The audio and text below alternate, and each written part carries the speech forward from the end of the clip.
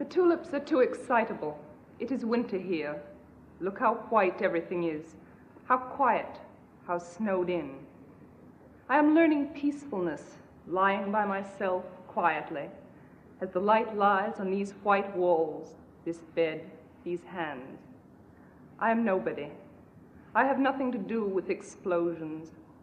I have given my name and my day clothes up to the nurses, and my history to the anesthetist, and my body to surgeons.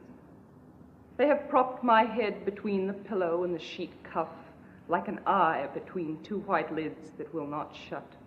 Stupid pupil, it has to take everything in. The nurses pass and pass, they are no trouble.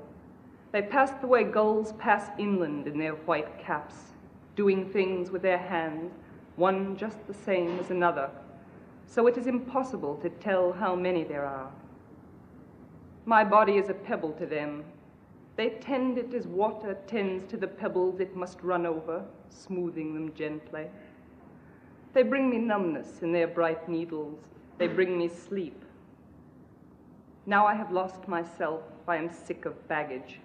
My patent leather overnight case like a black pillbox. My husband and child smiling out of the family photo. Their smiles catch onto my skin, little smiling hooks. I've let things slip, a 30-year-old cargo boat stubbornly hanging on to my name and address. They have swamped me clear of my loving associations.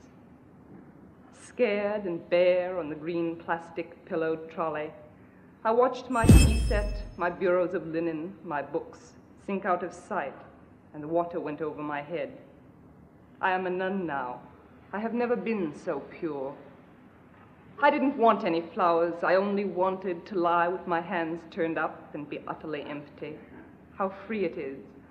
You've no idea how free. The peacefulness is so big it dazes you. And it asks nothing. A name tag, a few trinkets. It is what the dead close on, finally. I imagine them shutting their mouths on it like a communion tablet. The tulips are too red in the first place. They hurt me. Even through the gift paper, I could hear them breathe lightly through their white swaddlings like an awful baby. Their redness talks to my wound. It corresponds. They are subtle. They seem to float, though they weigh me down, upsetting me with their sudden tongues and their color, a dozen red lead sinkers round my neck. Nobody watched me before. Now I am watched.